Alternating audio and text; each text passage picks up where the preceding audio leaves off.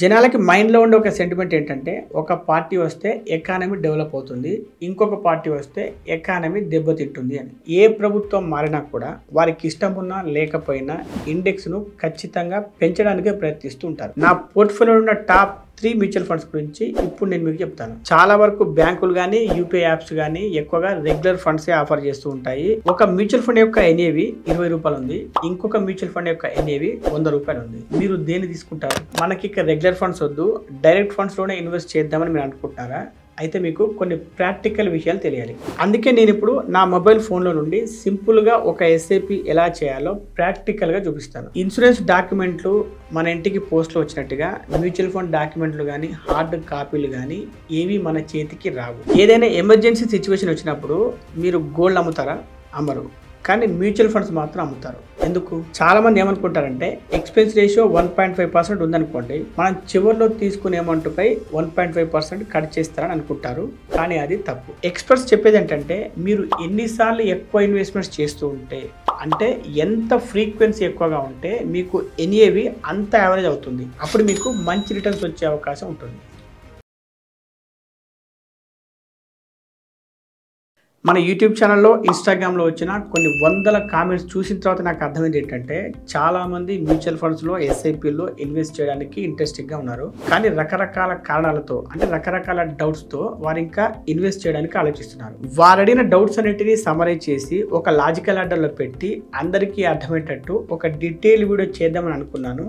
అదే ఈ వీడియో. నాకు తెలిసి ఈ వీడియో చూసిన తర్వాత బహుశా మీకు ఇంకా మ్యూచువల్ ఫండ్స్ విషయంలో, ఎస్ఐపిల విషయంలో ఎటువంటి డౌట్స్ రాకపోవచ్చు. ఈ వీడియోలో మీకు చాలా క్రిటికల్ ఇన్ఫర్మేషన్ ఇవ్వబోతుంది కాబట్టి మీరు ఈ వీడియోను పర్మనెంట్ గా సేవ్ చేసుకోండి. ఈ వీడియో మీకు నచ్చితే లైక్ చేసి కామెంట్ చేయండి. మీకు తెలిసిన ప్రతి ఒక్కరితో ఈ వీడియోని షేర్ చేసుకోండి. నెంబర్ 1, ఎస్ఐపి ఏ ప్లాట్ఫామ్ లో చేయాలి, ఎలా చేయాలి ప్రాక్టికల్ గా. మీరు ఎస్ఐపి చేయాలని అనుకుంటున్నారు, కానీ అది ఎక్కడ చేయాలో మీకు అర్థం కావట్లేదు. మీరు ఎస్ఐపి స్టార్ట్ చేయాలంటే ముఖ్యంగా 5 మార్గాలు ఉన్నాయి. ముందుగా మనం ఆ 5 మార్గాలు ఏంటో తెలుసుకొని ఏది బెటర్ అనేది తర్వాత తెలుసుకుందాం. 1, ఎంఎఫ్ సెంట్రల్ వెబ్సైట్. ఇందులో మీరు మీ పాన్ నెంబర్, ఓటీపీ తో మొదట రిజిస్టర్ చేసుకోవాలి. అందులో అన్ని ఫండ్స్ లిస్ట్ చేయబడి ఉంటాయి.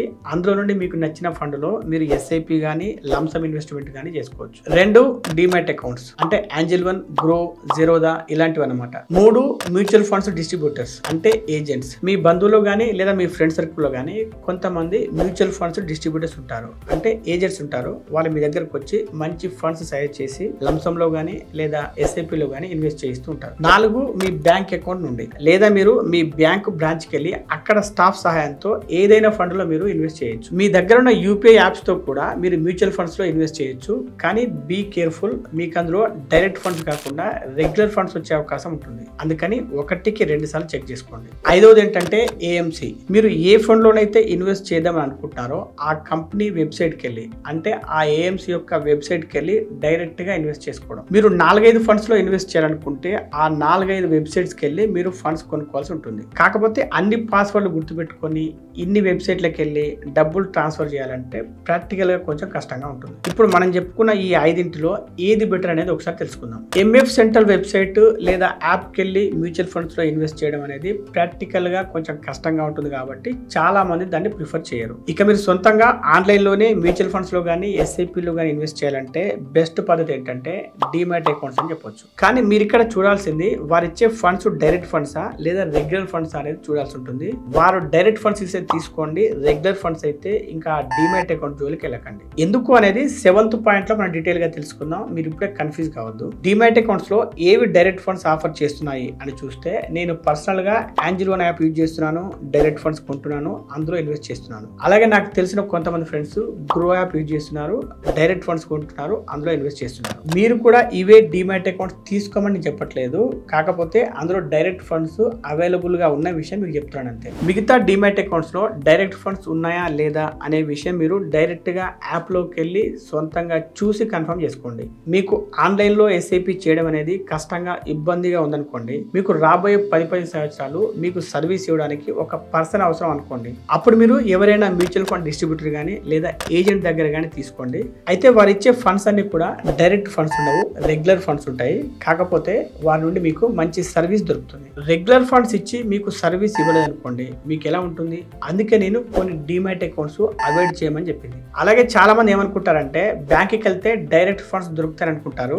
కానీ ఈ రోజుల్లో చాలా బ్యాంకులు ఒక ఏజెంట్ లాగా, ఒక డిస్ట్రిబ్యూటర్ లాగా పనిచేస్తున్నాయి కాబట్టి వారు మీకు డైరెక్ట్ ఫండ్స్ ఇవ్వకపోవచ్చు. ఎస్బీఐ బ్యాంక్ నుండి రెగ్యులర్ ఫండ్స్ తీసుకునే వాళ్ళు నాకు చాలా మంది తెలుసు. కానీ మీరు ఆ బ్యాంక్ నుండి రెగ్యులర్ ఫండ్స్ తీసుకొని మీరు ఎటువంటి సర్వీస్ పొందలేనప్పుడు అప్పుడు బ్యాంక్కి వెళ్ళడం ఎందుకు? సో మొత్తానికి ఇక్కడ నా చాయిస్ ఏంటంటే, మీరు సొంతంగా మ్యూచువల్ ఫండ్స్ లో ఇన్వెస్ట్ చేయాలంటే, ఎస్ఐపిలో ఇన్వెస్ట్ చేయాలంటే డీమ్యాట్ అకౌంట్ లో చేయండి. అది కూడా డైరెక్ట్ ఫండ్స్ అవైలబుల్ గా ఉంటేనే. లేదు అంటే మీరు సొంతంగా చేసుకోలేని అనుకుంటే ఒక మ్యూచువల్ ఫండ్ డిస్ట్రిబ్యూటర్ దగ్గర కానీ లేదా ఏజెంట్ దగ్గర కానీ తీసుకోండి. అతను మీకు మంచి సర్వీస్ ఇస్తాడు. కాకపోతే ఎక్స్పెన్సెస్ కొంచెం ఎక్కువగా ఉంటాయి. వాటి గురించి కూడా మనం ఈ వీడియోలోనే తర్వాత మాట్లాడుకుందాం. నెంబర్ 2, ఏ మ్యూచువల్ ఫండ్స్ లో ఎస్ఐపి చేయాలి? మీరు ఇప్పుడు యాంజిల్ వన్ లేదా గ్రో లాంటి యాప్స్ లో డీమ్యాట్ అకౌంట్ ఓపెన్ చేశారు, లేదా మీరు డైరెక్ట్ గా ఆన్లైన్ లోనే మ్యూచువల్ ఫండ్స్ లో ఇన్వెస్ట్ చేద్దామని అనుకున్నారు. మీరు ఇప్పుడు చేయాల్సిన నెక్స్ట్ పని ఏంటంటే ఏ ఫండ్ లో ఇన్వెస్ట్ చేయాలి అనేది డిసైడ్ చేసుకోవడం. అలాగే ఎన్ని ఫండ్స్ అనేది కూడా డిసైడ్ చేసుకోవాలి. డైవర్సిఫికేషన్ చేయాలి కాబట్టి 10-15 ఫండ్స్ లో ఇన్వెస్ట్ చేద్దామంటే కుదరదు. కేవలం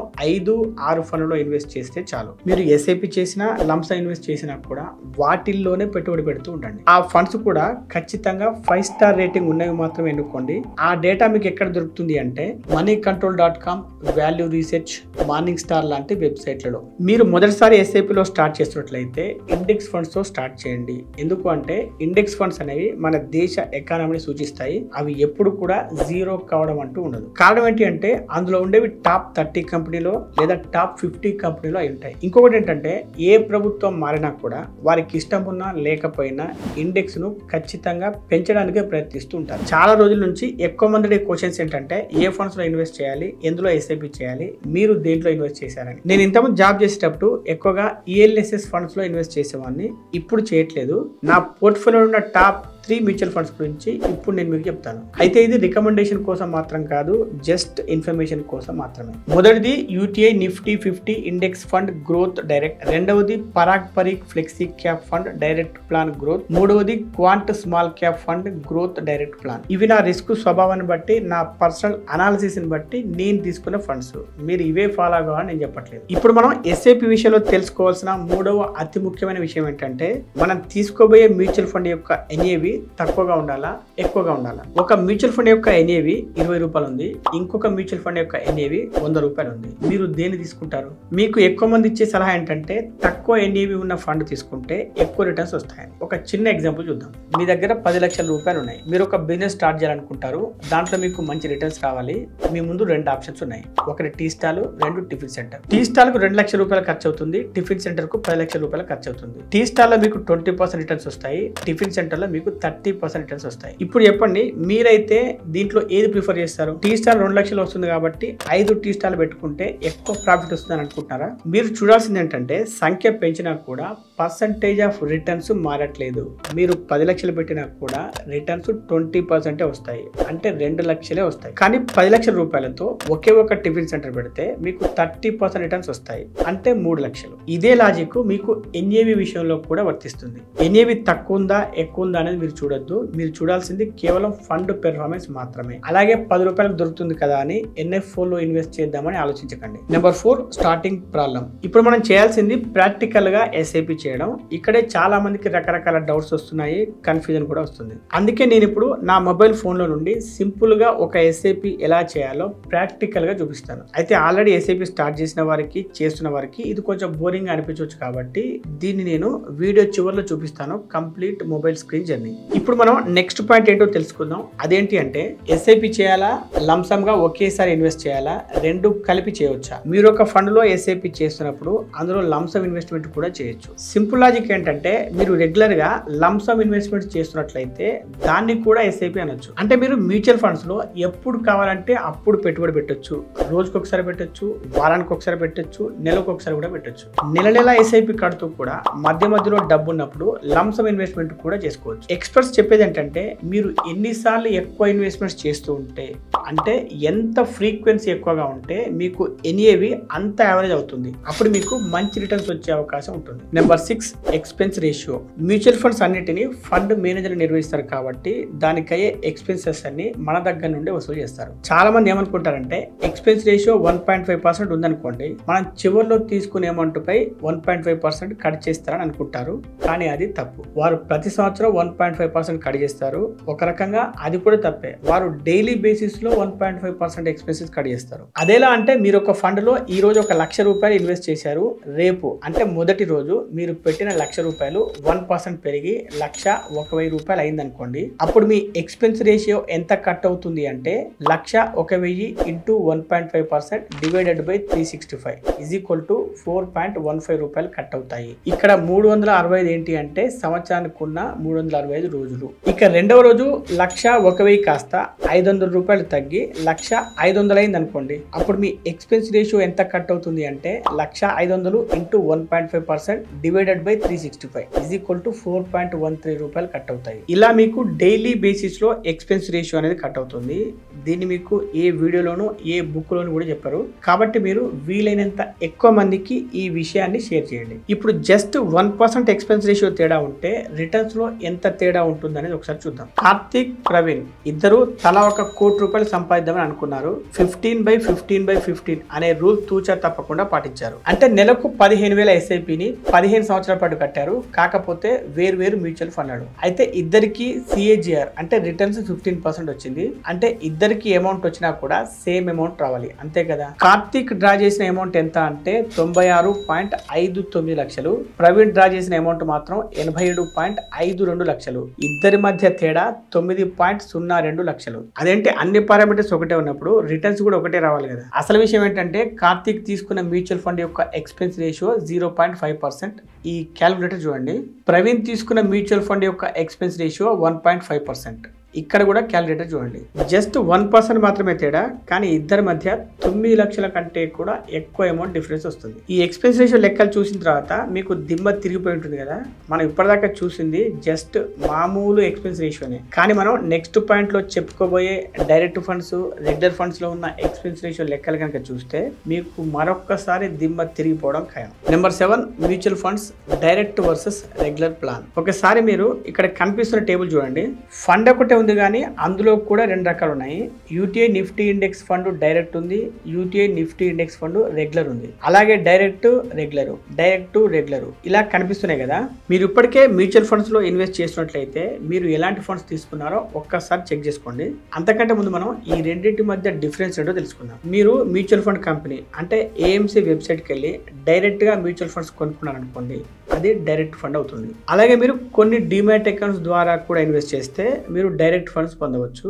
example Angel One, Grow Apps ఇలాంటివి అనమాట. అలా కాకుండా మీరు ఒక ఏజెంట్ ద్వారా కానీ లేదా ఒక మ్యూచువల్ ఫండ్ డిస్ట్రిబ్యూటర్ ద్వారా కానీ ఫండ్స్ లో ఇన్వెస్ట్ చేస్తున్నట్లయితే అవి రెగ్యులర్ ఫండ్స్ అవుతాయి. అంటే సింపుల్ గా చెప్పాలంటే మధ్యలో ఒక మీడియేటర్ ఉన్నాడు అనుకోండి, అవి రెగ్యులర్ ఫండ్స్ అనమాట. చాలా వరకు బ్యాంకులు కానీ UPI యాప్స్ కానీ ఎక్కువగా రెగ్యులర్ ఫండ్స్ ఆఫర్ చేస్తూ ఉంటాయి. ఎందుకంటే అవి ఒక ఏజెంట్ లాగా డిస్ట్రిబ్యూటర్ లాగా పని చేస్తూ ఉంటాయి కాబట్టి. అయితే ఈ డైరెక్ట్ ఫండ్స్ లో రెగ్యులర్ ఫండ్స్ లో తేడా వచ్చేది ఎక్కడ అంటే ఎక్స్పెన్స్ రేషియోలో. డైరెక్ట్ ఫండ్స్ కంటే రెగ్యులర్ ఫండ్స్ లో ఎక్స్పెన్స్ రేషియో అనేది 0.3% నుండి 1.5% వరకు ఎక్కువగా ఉండొచ్చు. స్క్రీన్ మీద కనిపిస్తున్న టేబుల్ ఒకసారి చూడండి. ఒక ఫండ్ లో రెగ్యులర్ ప్లాన్ ఎక్స్పెన్స్ రేషియో ఎంత ఉంది, డైరెక్ట్ ప్లాన్ ఎక్స్పెన్స్ రేషియో ఎంత ఉంది అనేది క్లియర్ గా చూడొచ్చు. ఇప్పుడు మనం ఒకే ఫండ్ కు సంబంధించి డైరెక్ట్ ప్లాన్, రెగ్యులర్ ప్లాన్ల ద్వారా వచ్చిన రిటర్న్స్ ఒకసారి కంపేర్ చేసి చూద్దాం. ఇద్దరు వ్యక్తులు ABC మ్యూచువల్ ఫండ్ లో తలా ₹1,00,000 ఇన్వెస్ట్ చేశారు 20 సంవత్సరాల కోసం. ఒకరు డైరెక్ట్ ప్లాన్ లో 1% ఎక్స్పెన్స్ రేషియో ఉన్నది తీసుకున్నారు, ఇంకొకరు రెగ్యులర్ ప్లాన్ లో 1.75% ఎక్స్పెన్స్ రేషియో ఉన్నది తీసుకున్నారు. ఆ ఫండ్ రిటర్న్స్ 15% CAGR వచ్చింది అనుకోండి. డైరెక్ట్ ఫండ్ తీసుకునే వ్యక్తికి చివరిలో వచ్చే మొత్తం అమౌంట్ 16.18 lakhs. రెగ్యులర్ ఫండ్ తీసుకునే వ్యక్తికి చివరిలో వచ్చే మొత్తం అమౌంట్ 13.95 lakhs. రెండింటి మధ్య తేడా 2.23 lakhs. ఇంత మంచి విషయం తెలిసిన తర్వాత మనకి ఇక రెగ్యులర్ ఫండ్స్ వద్దు, డైరెక్ట్ ఫండ్స్ లోనే ఇన్వెస్ట్ చేద్దామని మీరు అనుకుంటున్నారా?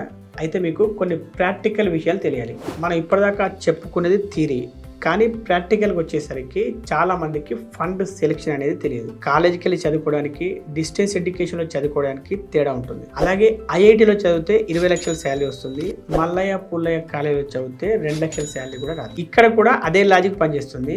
ఏజెంట్ కానీ డిస్ట్రిబ్యూటర్ కానీ మీకు ఒక మంచి ఫండ్ సెలెక్ట్ చేసి ఇచ్చారనుకోండి, మీకు 1%, 2% అనేది చాలా చిన్నదిగా కనిపిస్తుంది. ఇంకొక అతి ముఖ్యమైన విషయం ఏంటంటే, డైరెక్ట్ ఫండ్స్ లో ఇన్వెస్ట్ చేసిన వారు 10 సంవత్సరాలు, 15 సంవత్సరాలు, 20 సంవత్సరాలు, 30 సంవత్సరాలు కంటిన్యూ చేయడం అనేది ప్రాక్టికల్ గా అసాధ్యం. ఎందుకంటే ఏదైనా డబ్బులు అవసరం పడితే చాలా మంది చేసే పని మొదట మ్యూచువల్ ఫండ్స్ అమ్మేయడమే. కానీ మీకు ఒక ఏజెంట్ కానీ డిస్ట్రిబ్యూటర్ కానీ ఉన్నారనుకోండి, వారు మీకు వాటిని అమ్మనివ్వరు, మీకు వేరే ఆల్టర్నేటివ్స్ చూపిస్తారు. మనం మరొక వీడియోలో ఈ డైరెక్ట్ ఫండ్స్, రెగ్యులర్ ఫండ్స్ గురించి ఇంకా డీటెయిల్ గా తెలుసుకుందాం. నెంబర్ 8, గ్రోత్ తీసుకోవాలా, డివిడెండ్ తీసుకోవాలా? Direct funds, regular funds confusion దూరం అయిపోయిన తర్వాత మీకు వచ్చే నెక్స్ట్ కన్ఫ్యూజన్ ఏంటంటే, గ్రోత్ ఫండ్స్ లో ఇన్వెస్ట్ చేయాలా లేక డివిడెండ్ ఫండ్స్ లో ఇన్వెస్ట్ చేయాలా? మీకు తెలిసే ఉంటుంది, కొన్ని కంపెనీలు తమ ప్రాఫిట్స్ లో కొంత భాగాన్ని డివిడెండ్ రూపంలో తమ ఇన్వెస్టర్స్ కు అందిస్తూ ఉంటాయి. మనం మ్యూచువల్ ఫండ్ల ద్వారా అలాంటి కంపెనీలో పెట్టుబడి పెడుతున్నప్పుడు అలా వచ్చే ప్రాఫిట్స్ మీరు కూడా తీసుకోవాలనుకుంటే డివిడెండ్ ఆప్షన్ ఎంచుకోవచ్చు. లేదు, ఆ ప్రాఫిట్స్ ను తిరిగి అదే ఫండ్ లో రీఇన్వెస్ట్ చేయాలని అనుకున్నప్పుడు గ్రోత్ ఆప్షన్ ఎంచుకోవాల్సి ఉంటుంది. గ్రోత్ ఆప్షన్ లోనే మీకు మంచి రిటర్న్స్ వస్తాయి. అయినా మీరు లాంగ్ టర్మ్ కోసం మ్యూచువల్ ఫండ్స్ లో ఇన్వెస్ట్ చేస్తున్నప్పుడు మధ్యలో డబ్బులు తీసుకోవడం అవసరం అంటారా? నెంబర్ 9, మార్కెట్ రిస్క్ ఉన్నప్పుడు మ్యూచువల్ ఫండ్స్ లో ఎందుకు ఇన్వెస్ట్ చేయాలి? స్టాక్ మార్కెట్, మ్యూచువల్ ఫండ్స్ లో ఇన్వెస్ట్ చేసేవారు లాంగ్ టర్మ్ కోసం ఇన్వెస్ట్ చేస్తున్నట్టయితే రిస్క్ గురించి పెద్దగా ఆలోచించాల్సిన పని లేదు. సపోజ్ మీరు ఇప్పుడు మ్యూచువల్ ఫండ్స్ లో ఇన్వెస్ట్ చేస్తున్నారు, 2 నెలల్లో ఎలక్షన్స్ ఉన్నాయి.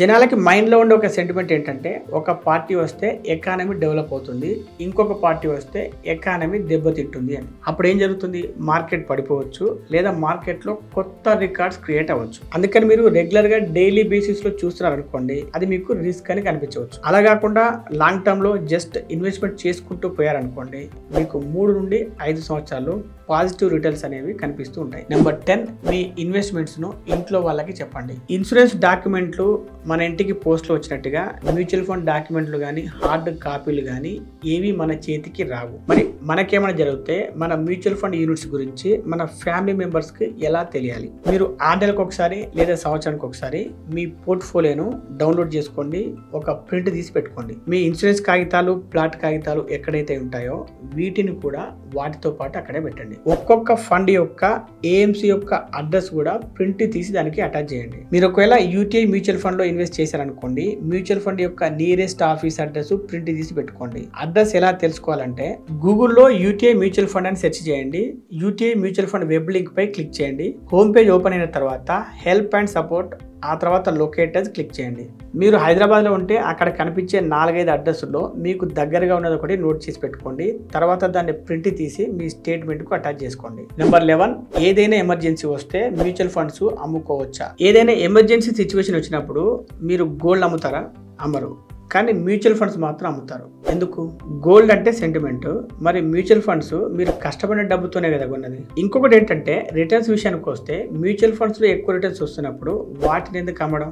రోజు గుడ్లు పెట్టే బంగారు బాతును కోసుకొని తింటే ఏమవుతుంది? మీరు గోల్డ్ తాకట్టు పెట్టినట్టుగా మ్యూచువల్ ఫండ్స్ కూడా తాకట్టు పెట్టి అప్పు తీసుకోవచ్చు కదా. ఎస్, గోల్డ్ అనేది ఒక సెక్యూర్డ్ లోన్. అలాగే మ్యూచువల్ ఫండ్స్ తాకట్టు పెట్టినా కూడా అదొక సెక్యూర్డ్ లోన్ అవుతుంది. దానికి పడే ఇంట్రెస్ట్ కూడా అదే రేంజ్ లో ఉంటుంది. మరి లోన్ ఎవరు ఇస్తారని తెలుసుకోవాలంటే క్రింద డిస్క్రిప్షన్ లో ఇచ్చిన లింక్ క్లిక్ చేయండి.